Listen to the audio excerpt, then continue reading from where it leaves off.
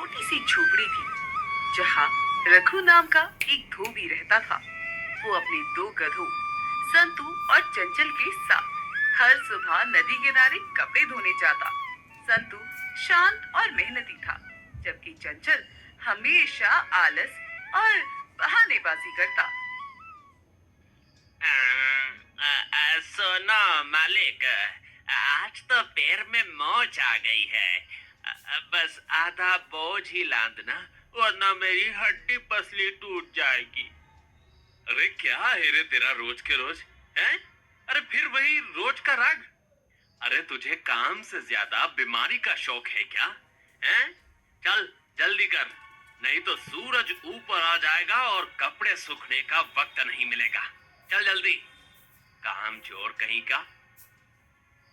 तभी रघु संतू पर ज्यादा बोझ लाद देता, क्योंकि उसे पता था कि वो चुपचाप सब सह लेगा।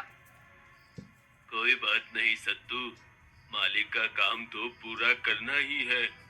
चंचल तो बचपन से ही ऐसा है, बहानेबाज। लेकिन तू तो मेहनती है ना, तभी तो मालिक सबसे ज्यादा तेरी तारीफ करते हैं, है ना? एक दिन गांव के मुखिया के बेटे की शादी थी और पूरे गांव के कपड़े धोने का ठेका रघु को मिला। इसलिए वो बहुत खुश था, पर चंचल उतना ही दुखी था। अरे बाप रे बाप, अरे कितना काम करना पड़ेगा मुझे। अरे इतना काम। अरे मालिक, हम दोनों की तो यही जान निकल जाएगी। अरे कम से कम 2 दिन का तो वक्त दो। हाँ? चुप रहे तू, चुप रहे। ये बहुत बड़ा ऑर्डर है। इससे इतने पैसे मिलेंगे कि तेरे लिए साल भर के चने गुड़ का इंतजाम हो जाएगा। इसलिए टाल मटोल करना छोड़ और इस संतू की तरह काम पर लग जा। ये बोल रघु चंचल पर कपड़े ला देता है। तभी शाम को लौटते वक्त चंचल ने फिर से नाटक किया और ढलान पर चढ़ते हुए वो जानबूझकर लड़खड़ाया और कपड़ों का एक बंडल नदी में गिरा दिया। अरे बाप रे, अरे फिसल गया मालिक, फिसल गया। अरे लग गए।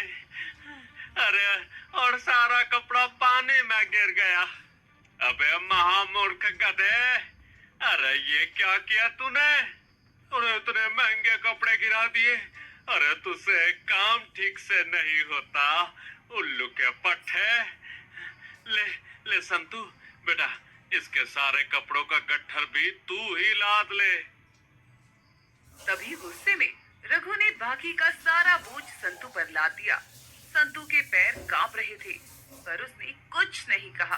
तभी अचानक एक तेज चटाक की आवाज आई और संतू जमीन पर गिर पड़ा।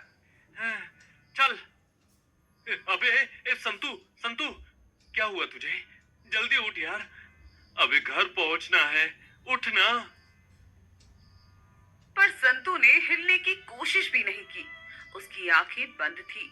रघु ने उसके मुंह पर पानी छिड़का, पर कोई फायदा नहीं हुआ, क्योंकि संतू थकान और बोझ से दम तोड़ चुका था।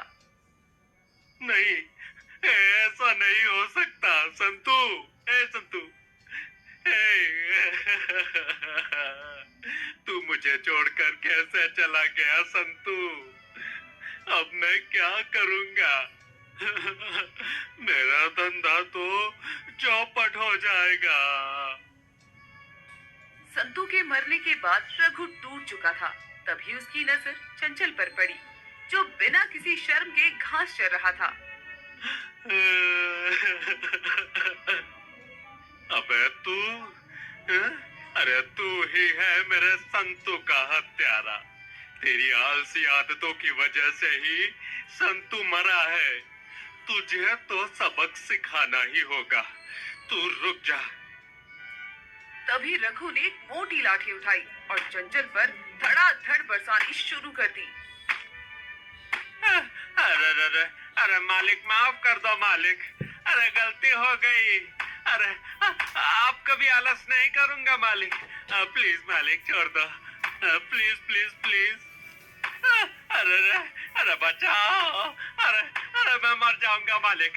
अरे मुझे मत मारो। मेरी हड्डी टूट गई मालिक। रुको रुको मालिक। मालिक,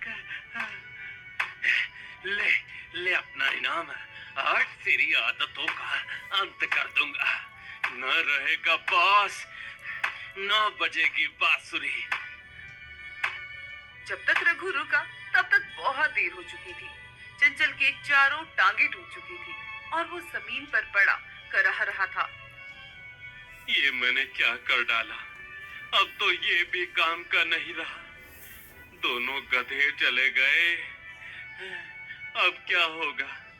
अपने परिवार का पालन पोषण कैसे करूंगा मैं? हाँ?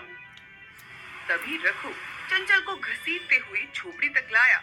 अब चंचल उसके लिए सिर्फ एक बोझ था, जो ना चल सकता था ना उठ सकता था। वो बस किसी बोरे की तरह दिन भर पड़ा रहता। ये क्या किया जी? अब बिना गधों के आप कपड़े अपने कंधों पर ढोकर ले जाएंगे? मैंने ये जानबूझकर नहीं किया भाग्यवान।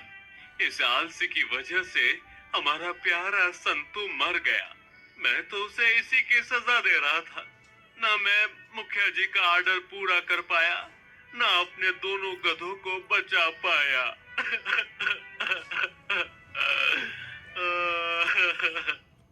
धीरे धीरे कई महीने बीत गए थे। रघु का छोटा सा धंधा अब पूरी तरह से मर चुका था। घर में अनाज का एक दाना नहीं था।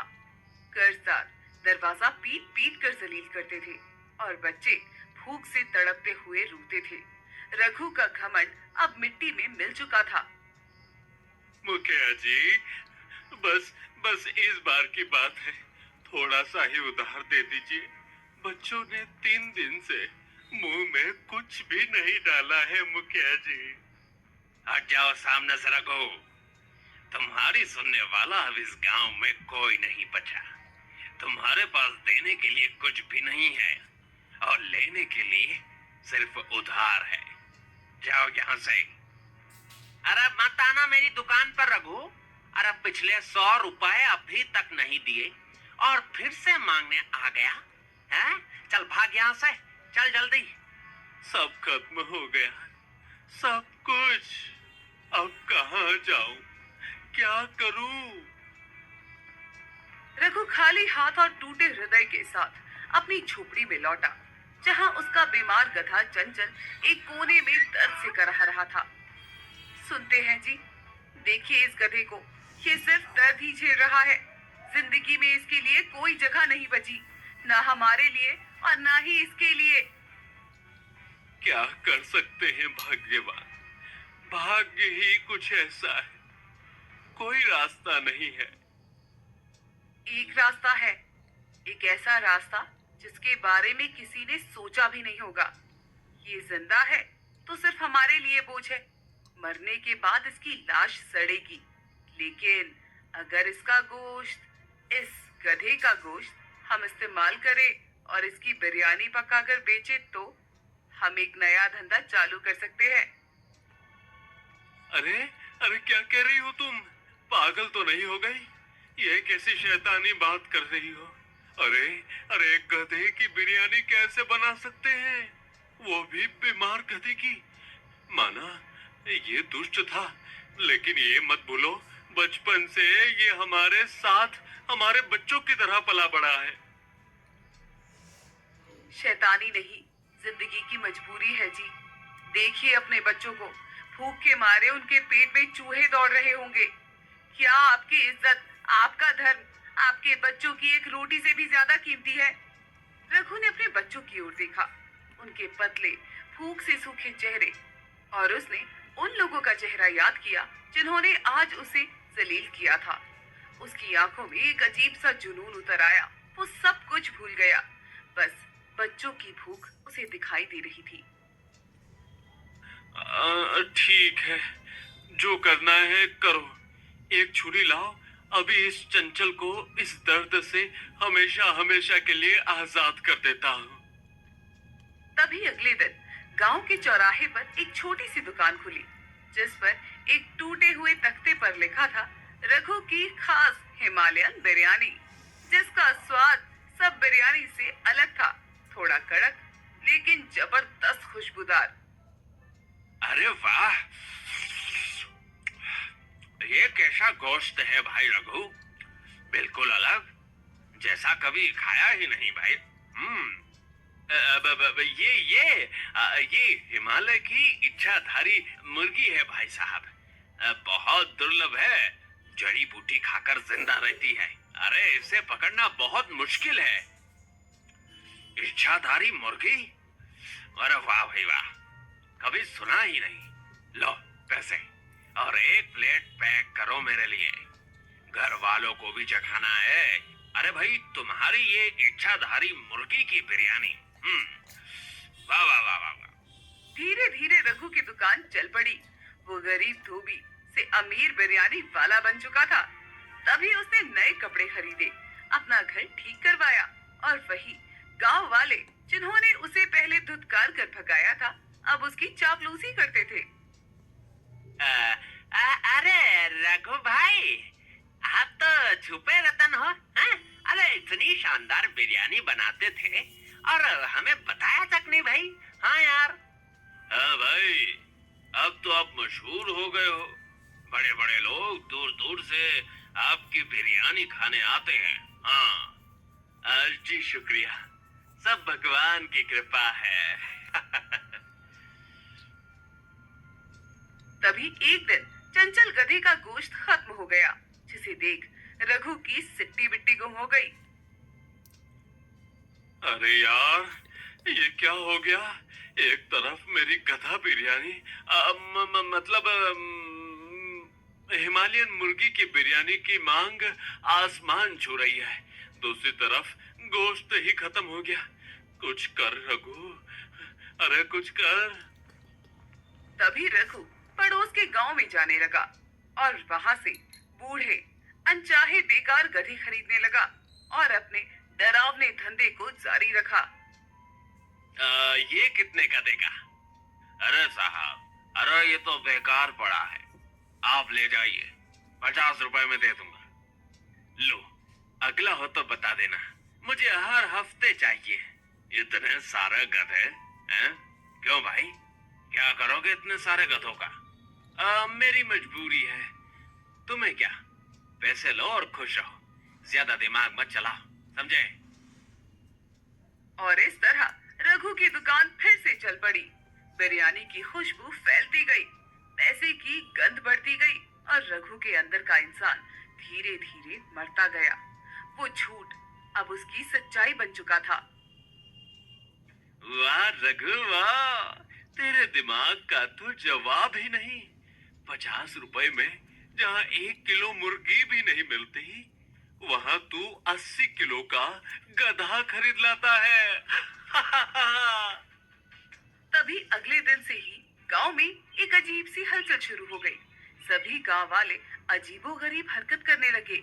दर्जी मोहन, जो आमतौर पर इतना शर्मीला था कि झूठ बोलते हुए भी गर्दन झुका लेता था, अचानक अपनी छत पर चढ़ गया।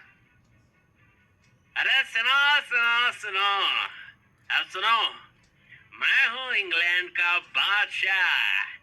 ये मुकीमपुर नहीं, ये लंदन है।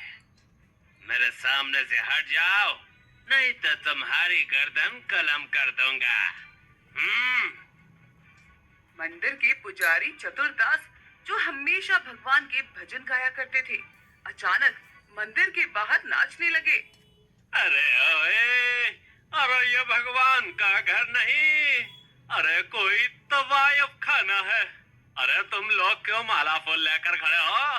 अरे आज तो नाचना ही पड़ेगा भाई। हाँ, ऐसा नाचो, वैसे नाचो, जैसे पेड़ पर बंदर नाचते हैं।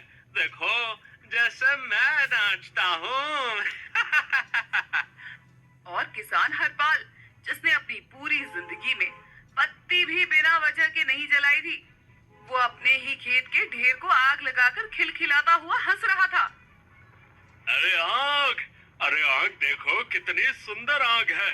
सारी मेहनत, सारा पसीना, अरे सब जलकर खाक हो गया। अरे वाह, क्या मजा आ गया है। हाँ, पहले तो लोगों को ये सब देखकर बड़ा मजा आया, वे हंसते थे, लेकिन धीरे धीरे मजा डर में बदलने लगा। जब लोगों ने देखा कि ये बीमारी एक दूसरे को लग रही है, गांव का हर दूसरा आदमी पागलों के जैसा बर्ताव करने लगा। अरे ये क्या हो रहा है? अरे किसी की समझ में कुछ भी नहीं आ रहा। अरे कोई बताओ मुझे, क्या ये कोई श्राप है या कोई जादू टोना? तभी एक दिन मुखिया की पत्नी भी उसी बिरयानी का एक कटोरा खा आई, और जैसे ही वो घर में दाखिल हुई, मुखिया की हालत पतली हो गई। कहाँ है वो कंजूस जो मुझे महीने में केवल 2 जोड़ी कपड़े ही देता है? कहाँ है? अरे प्रेमा, अरे ये क्या हाल बना रखा है तुमने? अरे मैं तुम्हारा पति। पति? तू है मेरा सबसे बड़ा दुश्मन। आज तो तेरा अंत करके ही रहूंगी मैं। और इतना कहते ही उसने चूल्हे के पास से एक मोटा सा बेलन उठाया और मुखिया के पीछे भागने लगी। मुखिया उस दिन पूरे गांव के सामने अपनी पत्नी से बेलन खाकर भागता रहा, जिसे देख सभी लोग हंस रहे थे। वो मुखिया के लिए उसके जीवन की सबसे बड़ी बेइज्जती थी। अरे अरे छोड़ो मुझे। अरे ये क्या कर रही हो? अरे लोग देख रहे हैं।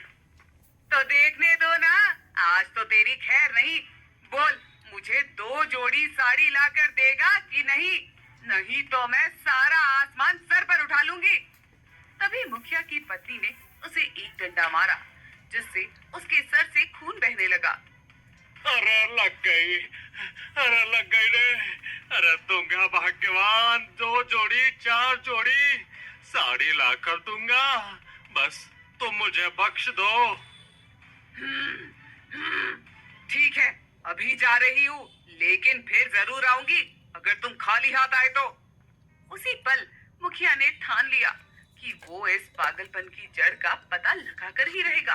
तभी उसने गौर किया कि ये सब कुछ कैसे शुरू हुआ, और फिर उसे याद आया ये सब तो उसी दिन से शुरू हुआ जब से रघु बिरयानी वाला नया माल लेकर आया है। हाँ बिल्कुल, सब कुछ उसी दिन से शुरू हुआ। इसका मतलब वो रघु ही है इन सब की जड़। तभी मुखिया रघु की दुकान के आसपास छुपकर नजर रखने लगा, लेकिन उसे कुछ खास नहीं मिला। तभी उसकी नजर शराब की दुकान पर पड़ी, जहाँ एक आदमी जोर जोर से हंस रहा था, और वो कोई और नहीं बल्कि उनका पुराना दोस्त बाबा जलालुद्दीन था। अरे जल्लाल, इतने दिनों बाद दिखाई दिए और इतना जोर जोर से हंस क्यों रहे हो? ऐसे मानो तुम्हें कोई खजाना मिल गया हो। ओए बलवंत, तू है? हंसू नहीं तो क्या रोऊं? आज मैं आजाद हो गया हूँ, उस शैतान के जंगल से आजाद। किस शैतान से भाई? अरे क्या बात कर रहे हो? अरे वही पागल गधा जिसने मेरी जिंदगी नरक बना रखी थी। महीनों से मैं उसे बेचने की कोशिश कर रहा था, लेकिन कोई लेने को तैयार नहीं था।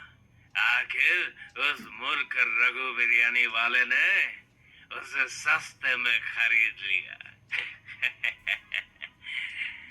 अब वो शैतान उसकी मुसीबत बनेगा। हाँ, क्या कहा तुमने? पागल गधा? अच्छा, तो सारा मांजरा ये है। रघु ने पागल गधे का मांस बेचकर पूरे गांव को पागल कर दिया। इसका मतलब वो कोई हिमालयन बिरयानी नहीं बल्कि गधा बिरयानी है। अरे हाँ बिल्कुल, उसने सोचा सस्ता माल मिल गया, लेकिन पता नहीं था कि ये सस्ता माल उसकी जिंदगी का सबसे महंगा साबित होगा। ये सुन मुखिया को जैसे बिजली का झटका लगा। उनका चेहरा गुस्से से लाल हो गया, और उसने तुरंत ही गांव के सभी लोगों को चौक में इकट्ठा होने का आदेश दिया। अरे इकट्ठा हो जाओ साहब, आज तुम्हें वो सच बताने जा रहा हूँ जो तुम्हारी आंखों पर पर्दा डालकर रखा गया था। लोग इकट्ठा हुए। कुछ अभी भी पागलपन की हालत में थे, कुछ डरे हुए थे, और कुछ उत्सुकता से मुखिया की तरफ देख रहे थे। मुखिया ने रघु को बीच में खड़ा कर दिया। इस आदमी ने, इस रघु बिरयानी वाले ने तुम सबको बेवकूफ बनाया है। इस लालची व्यक्ति ने तुम्हें एक पागल गधे का मांस खिलाया है। जी हाँ, एक पागल गधे का मांस, जिसकी वजह से आज तुम्हारे भाई, तुम्हारे बाप, तुम्हारे बेटे पागल खाने में रहने को मजबूर हैं। अरे क्या? अरे पागल गधे का मांस? अरे इसका मतलब इतने दिनों से हम पागल गधे की बिरयानी खा रहे थे। अरे अरे अरे अरे अरे अरे, अरे राम, मेरे बेटे को देखो, वो कितनी बुरी हालत में है। अरे रघु, अरे तू इंसान नहीं, शैतान है रे। अरे शैतान है तू। तभी लोगों का गुस्सा एक ज्वालामुखी की तरह फट पड़ा और सारी भीड़ हिंसक हो उठी। मारो इसे, इस कसाई को, इसे जिंदा जला दो। तभी लोगों ने रघु की दुकान पर हमला बोल दिया। बर्तन तोड़े, चूल्हा उखाड़ फेंका, सारा सामान बर्बाद कर दिया। रघु को बाहर खींच कर लाए और उसे बुरी तरह पीटना शुरू कर दिया। अरे अरे अरे माफ कर दो। अरे मुझे माफ कर दो। मैं नहीं जानता था। वो बूढ़ा व्यक्ति मुझे बेवकूफ बनाकर चला गया। अरे तू नहीं जानता था? तेरी लालच की वजह से आज मेरा बेटा पागल हो गया है। ये ले, अपने लालच का स्वाद रख। एक ही पल में रघु की दौलत, उसका रुतबा, उसकी इज्जत, सब कुछ मिट्टी में मिल गई।